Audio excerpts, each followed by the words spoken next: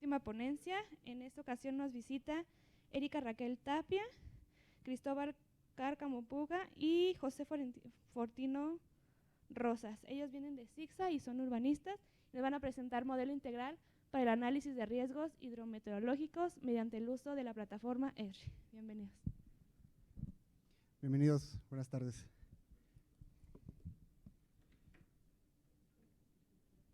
Bueno, vamos a abordar el tema. El punto es cómo actualmente se están usando los atlas de riesgos usando la plataforma ESRI.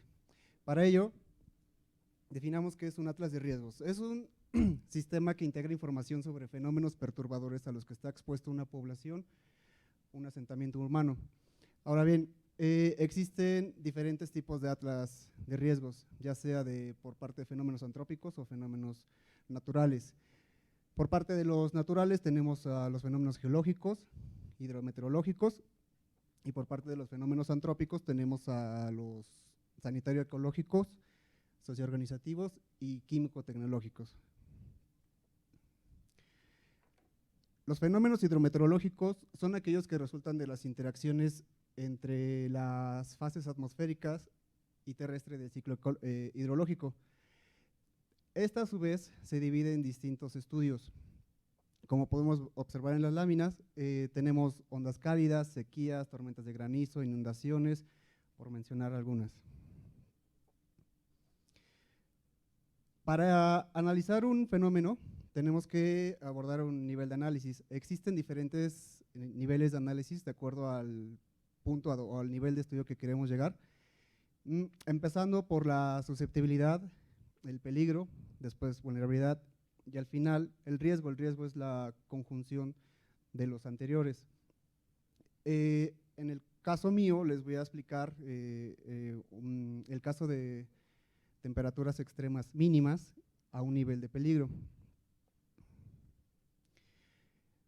¿Qué es el ciclo integral de riesgos? Iniciamos con la identificación de riesgos y prevención. Para ello ¿cuál es la pérdida estimada en términos económicos y el impacto en la población? Prevención y mitigación. Obras civiles que se necesitan para mitigar y medidas no estructurales para prevenir un desastre. Continuamos con la preparación. Aquí interfiere, por ejemplo, la ubicación, capacidad instalada, rutas de evacuación y personal de los albergues. Recuperación, reconstrucción. Aquí se aborda el análisis de si el asentamiento o la reserva territorial es adecuada para la generación de nuevos asentamientos.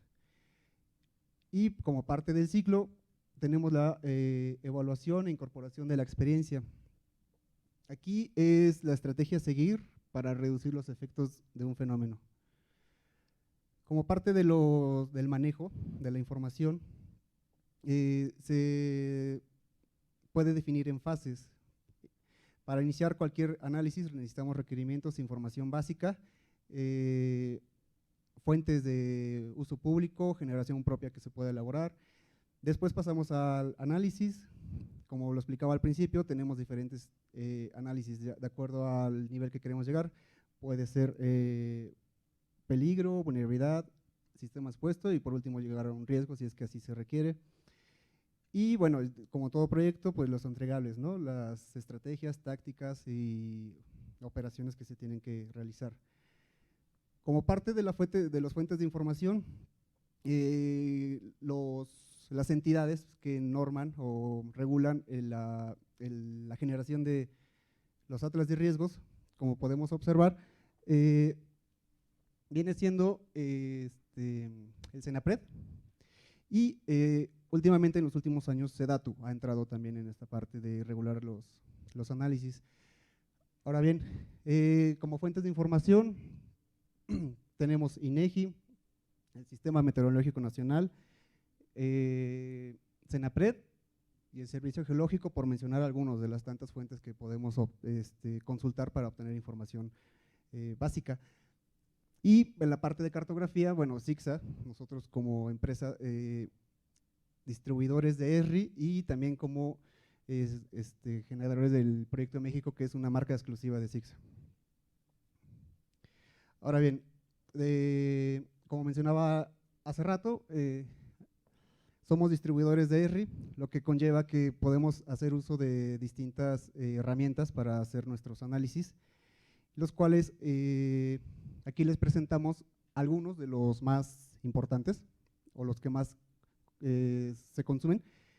Tenemos ArcGIS Pro, que es una plataforma que ya está actualmente migrando todo lo que es la parte desktop a una interfaz de internet, donde la podemos consumir online. CityEngine, que bueno, esta herramienta, a partir de datos vectoriales y teniendo nosotros el valor de Z, podemos generar construcciones, polígonos en 3D y tal cual como dice el eslogan, diseñar ciudades. Ahora bien, tenemos en la parte de online, Collector, una herramienta muy útil para lo que es los datos en campo. Survey, 1, 2, 3. Esta herramienta tiene un potencial en el cual nosotros ya de alguna manera estamos evitando hacer encuestas con a mano alzada o hojas, y nosotros podemos hacer el consumo con esta aplicación de manera electrónica, ahorrando tiempo, ahorrando consumibles, que en este caso es papel, y todo impactando desde un punto de vista o tiempo real, mejor dicho. Dashboard, que es para llevar control de gráficas, números, estadísticas.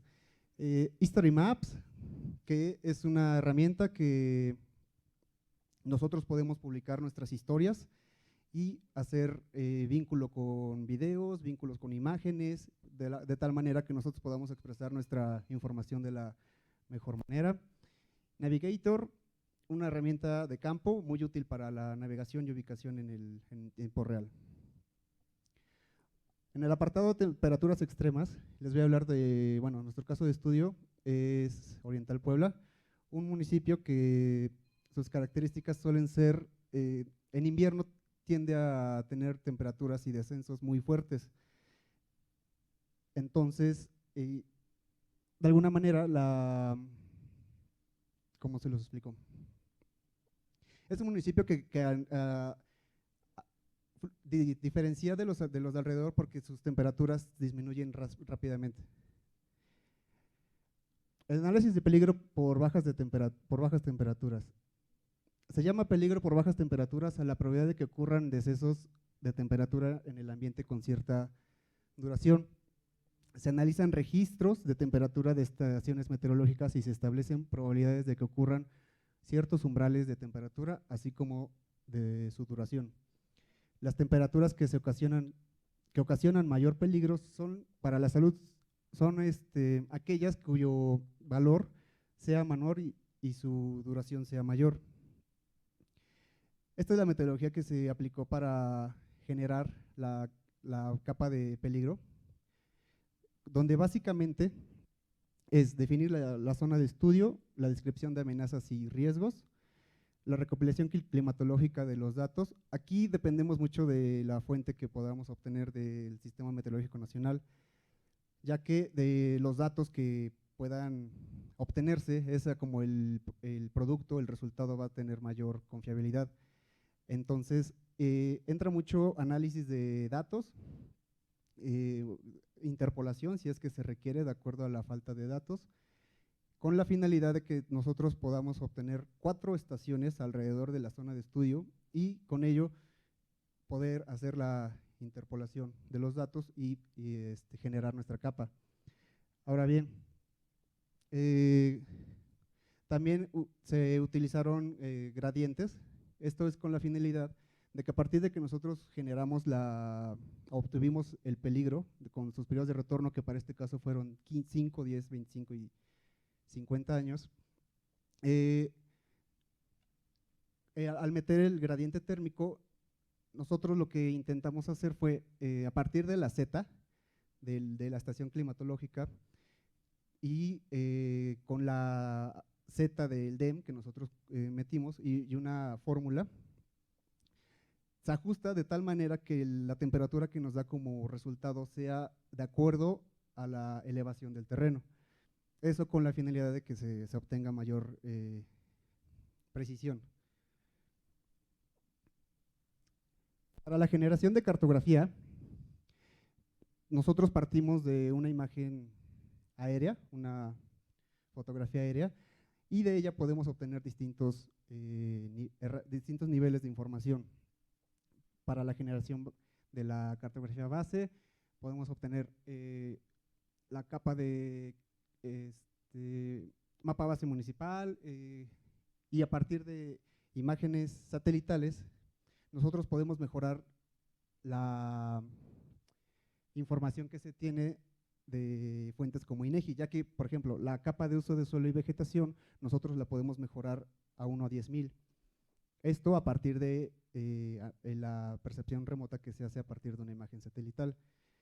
Entonces, la idea es, a partir de una imagen aérea, nosotros podemos obtener distintos productos cartográficos y elaborar nuestras capas de información base para el análisis de estudio, más aparte, a partir de análisis de imágenes satelitales, nosotros podemos generar e incluso mejorar otros productos.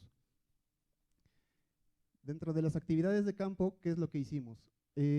La finalidad fue usar las herramientas de ERRI, que en este caso fue Collector y Survey, y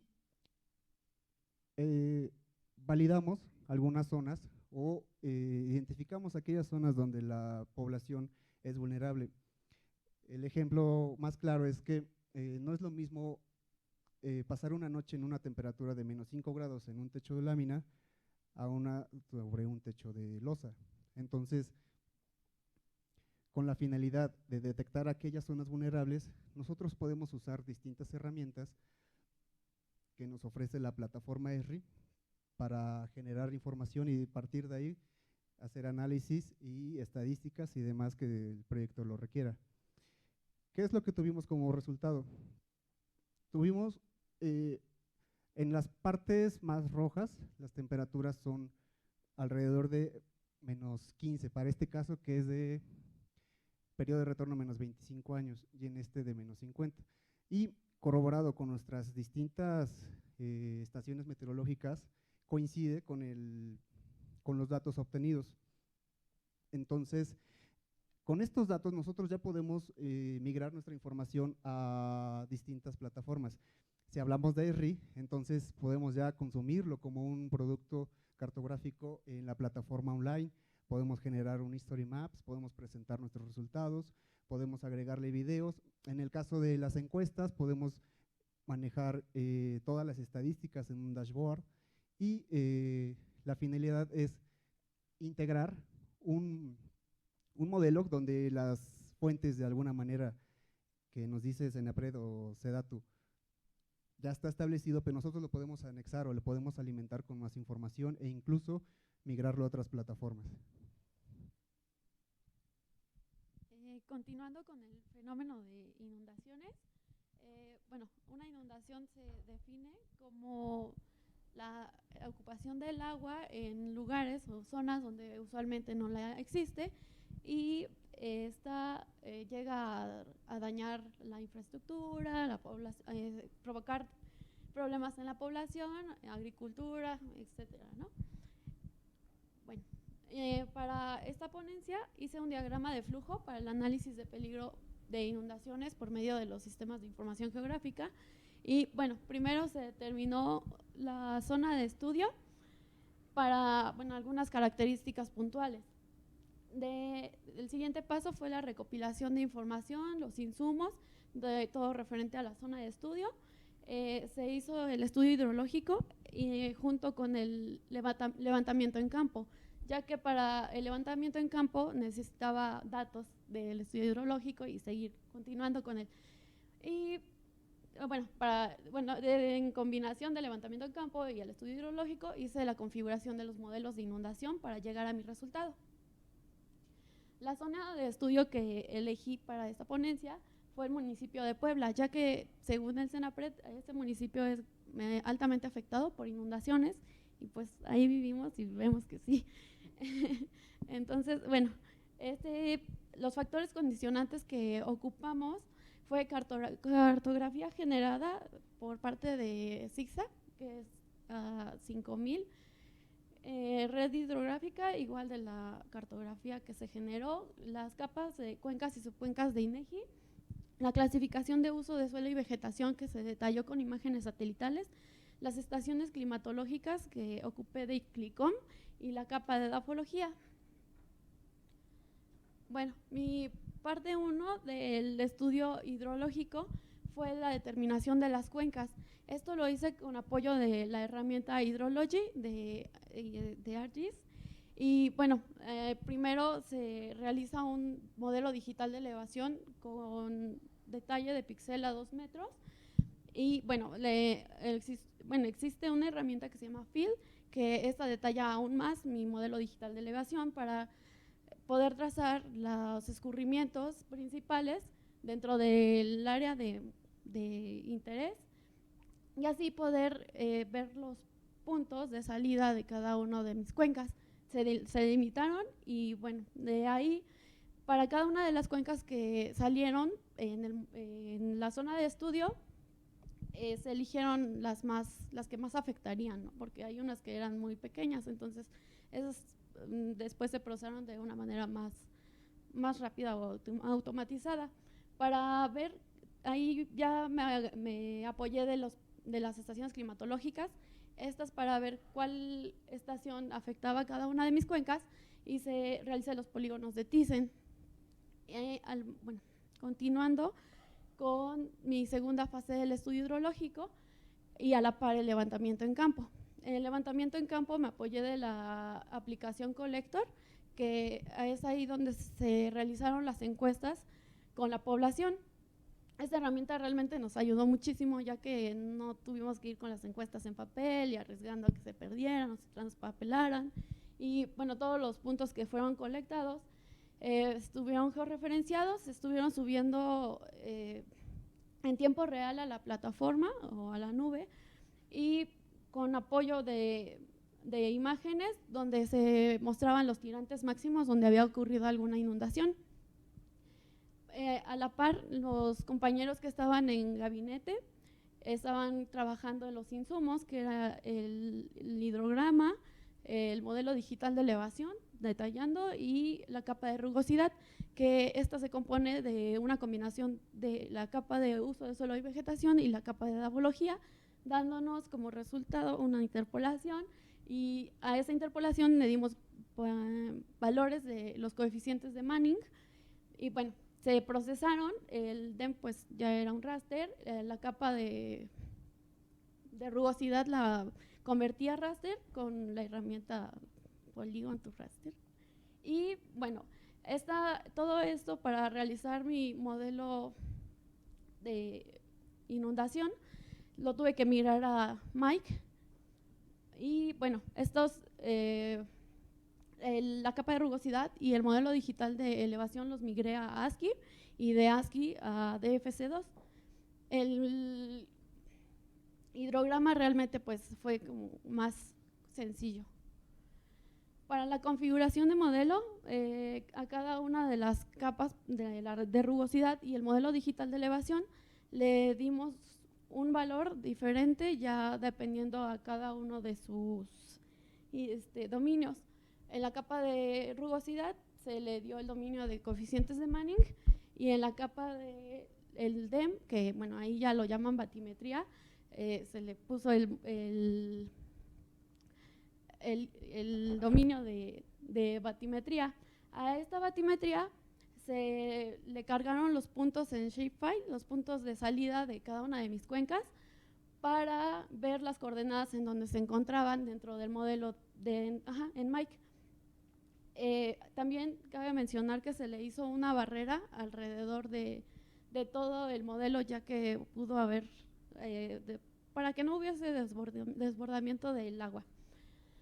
De los módulos que tenía Mike, o que tiene, no se ocuparon todos, solamente ocupé la parte de la batimetría, la simulación del periodo, que es una fecha histórica donde haya suscitado alguna lluvia típica o donde se haya suscitado una inundación extraordinaria. El source and sink, que son las entradas y salidas, y es ahí donde ingresé las coordenadas, ven que les dije del modelo digital, y en los parámetros hidrodinámicos metí igual las entradas y salidas, pero ya ahí eligiendo el periodo de retorno que yo iba a necesitar. Y la capa de resistencia, que es la capa de rugosidad, y por último los resultados. En los resultados cabe mencionar que se eligieron que se guardara cada determinados pasos de tiempo, ya que si los guardaba a cada uno de los que deberían de ser, era muchísimo más tardado y se prolongaba en los días de procesamiento. Entonces, en este caso, yo fui guardando cada 15 minutos mis pasos de tiempo. Ya teniendo mi resultado, en otra de las herramientas de Mike, elegí el tirante máximo, la velocidad y la severidad máxima, y dando como resultado capas muy pesadas, con muchísimos datos, las cuales tuve que migrar otra vez a ArcGIS. Y bueno, de ahí, como realmente el ArcGIS pues no me daba, nos vimos con la necesidad de realizar un Model Builder, que es el conjunto de herramientas de ArcGIS, para que todo esto se fuera automatizando y ya no tuviera yo que estar como esperando a que desplegara la capa y realizara el procesamiento que tenía que ser. Y bueno, al final me salieron mis tirantes máximos, velocidad y severidad de todo el municipio de Puebla, dando como resultado el peligro, que es la probabilidad de ocurrencia que haya este tipo de inundaciones. Estos mapas son de los periodos de retorno de 500 años. Y bueno, en Puebla hubieron desde los 30 centímetros hasta los 12 metros de inundación. Realmente los 12 metros de inundación se reportaron en el humedal de Valsequillo, que está poblado. De hecho, en las orillas pues sí hay población y es la que se ve vulnerable. Como conclusión, pues estos resultados nos pueden ayudar para proponer más adelante, ¿no? Bueno, en nuestro caso nos quedamos a nivel peligro, pero esto pues ya es una herramienta que puede servir para un análisis mejor hecho o más bien que se le continúe, ¿no? Bueno, ¿sí me escuchan? Bueno, yo les voy a hablar sobre el fenómeno perturbador, tormentas de granizo. Voy a ser muy rápido. Bueno, este es mi esquema que realicé para realizar mi análisis. Primero tenemos que identificar la zona de estudio, en el cual igual se hace una recopilación histórica de todos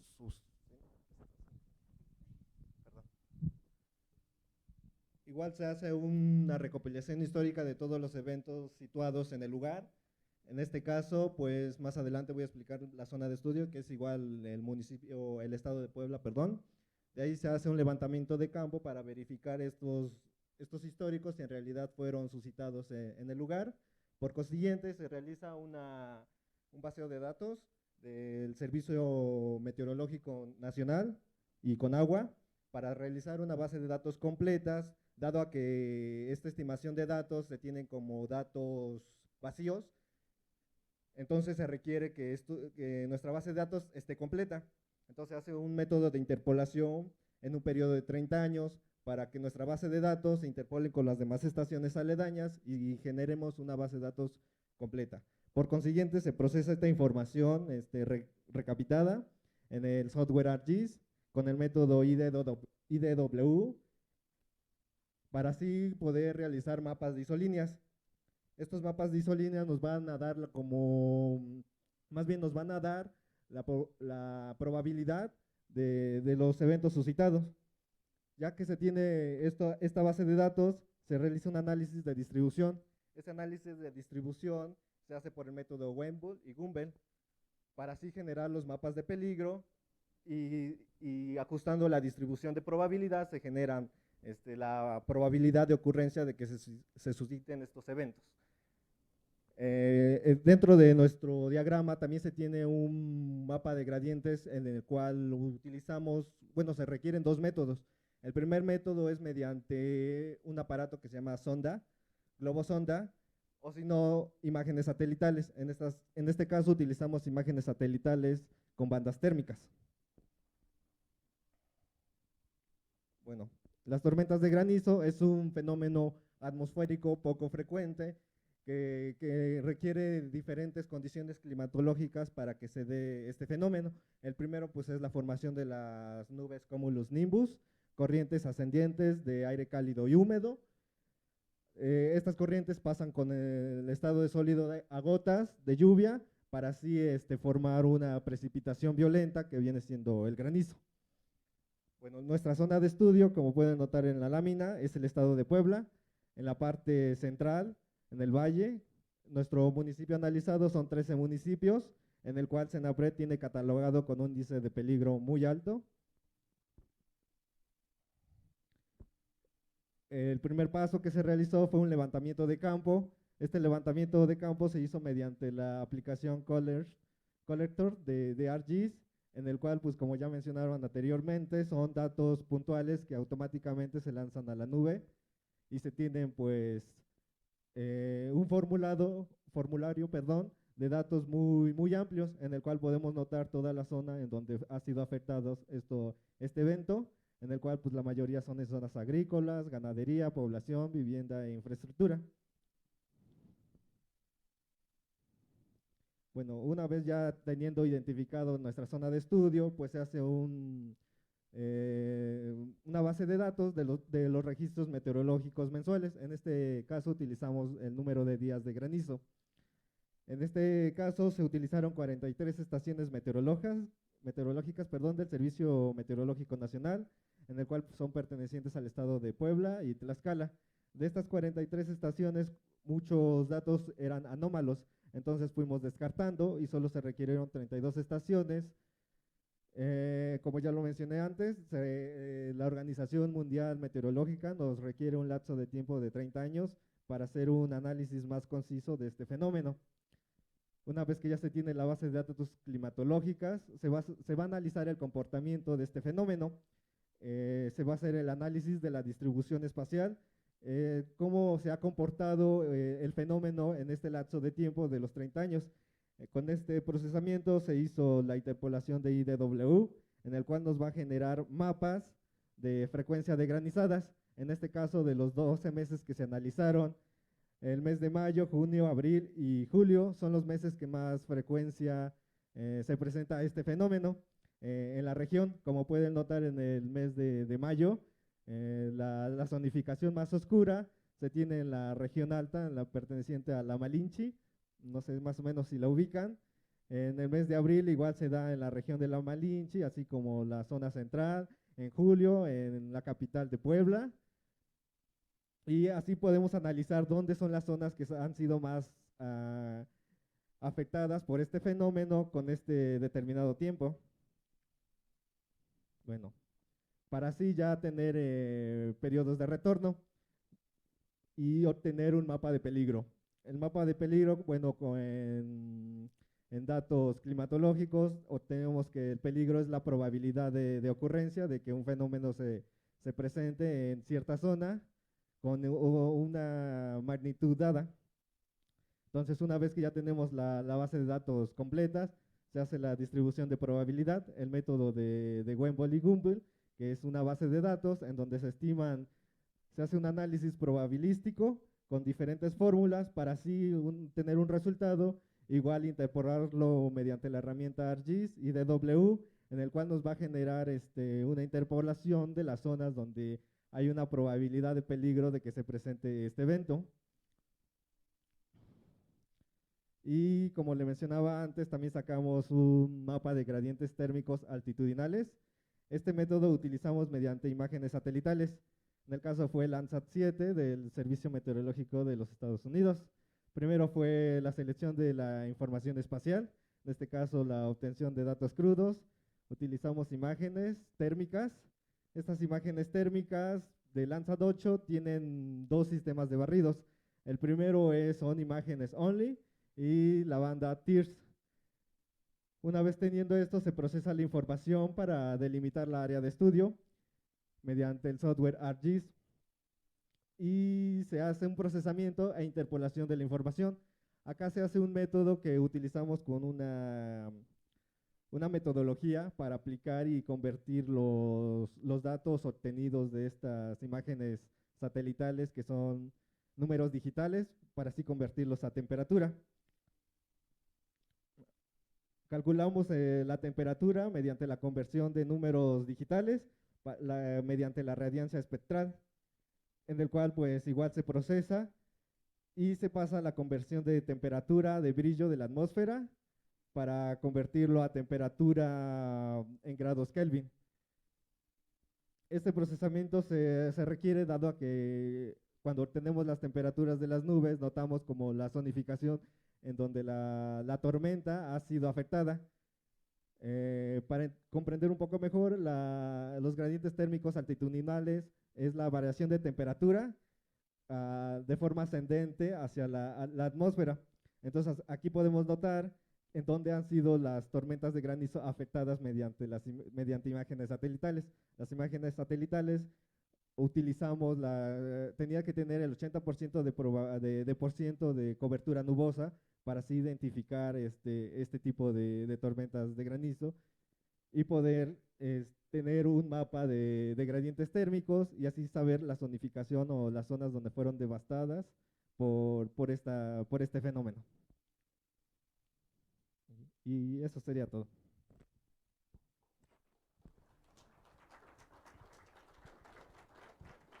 No sé si alguno de ustedes tenga una pregunta.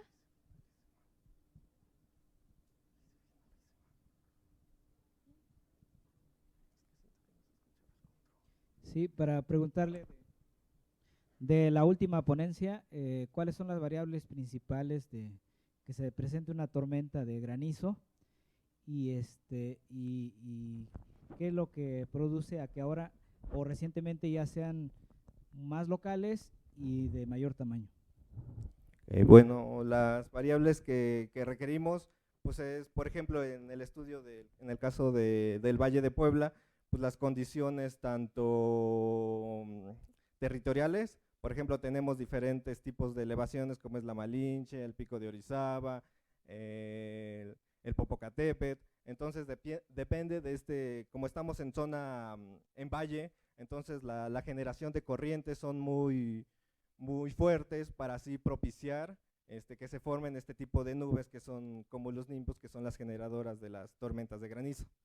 Entonces más o menos no es una probabilidad de ocurrencia, no podemos predecir si en realidad pueda ocurrir una tormenta en cierto determinado tiempo.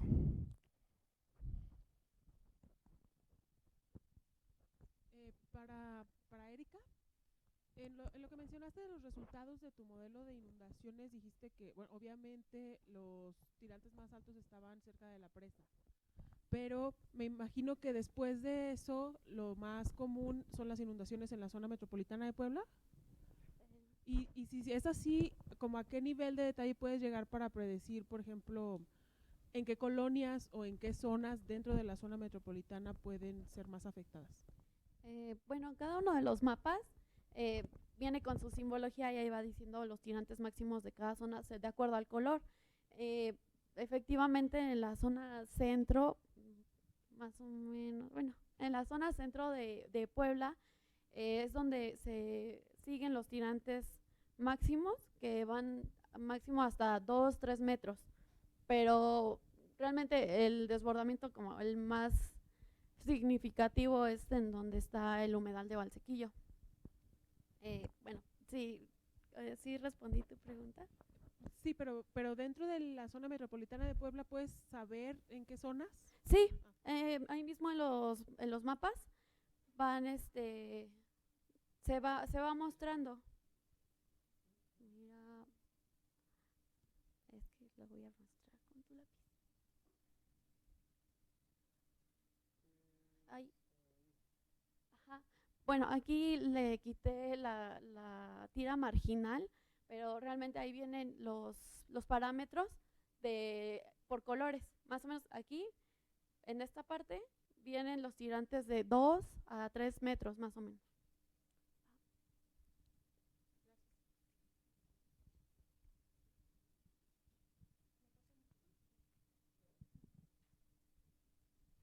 Bueno, más que una pregunta es un comentario.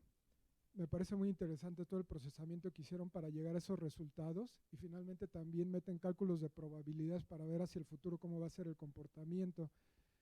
Me parece muy bien, pero tratándose específicamente de Puebla, hace una semana escuchaba yo una noticia donde los campesinos están demandando a la Volkswagen porque hace disparos de cañones al cielo que modifican la condición de las nubes, evitan que haya lluvia, inclusive yo creo que granizo también, está afectando los sembradíos alrededor y están causando sequías a causa de esas condiciones humanas, ¿no? Digo, no, es un comentario, no es una pregunta, ¿no? Pero sí, bueno, esos modelos probabilísticos ahora van a ser afectados por la tecnología o condiciones humanas que salen de la naturaleza de la Tierra, ¿no? Del planeta. De hecho, bueno, sumando el comentario, desafortunadamente dentro de nosotros como urbanistas, dentro del crecimiento de la mancha urbana, es un problema que siempre se ve reflejado con estas grandes industrias. Entonces, efectivamente, ya son como 3 semanas las que se viene manejando esta noticia o esta problemática. Lo último que quedó es que pues ya la Volkswagen canceló ¿cómo les decían? Los misiles antigranizo, algo así le decían. Bombas de granizo, exacto. Entonces, pero es más allá, ¿no? Es más allá, y sumando el comentario, es más allá, ¿por qué? Porque se estaban viendo afectados la economía del hogar, la economía local, perdón.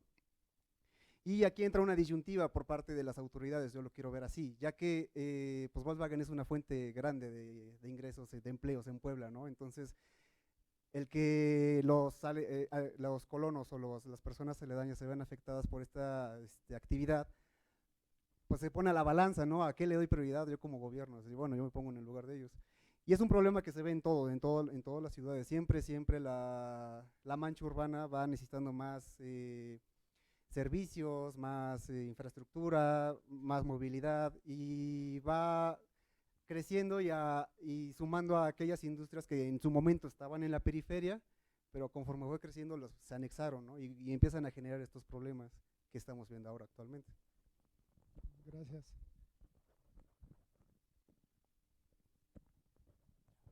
¿Alguien más tiene alguna pregunta?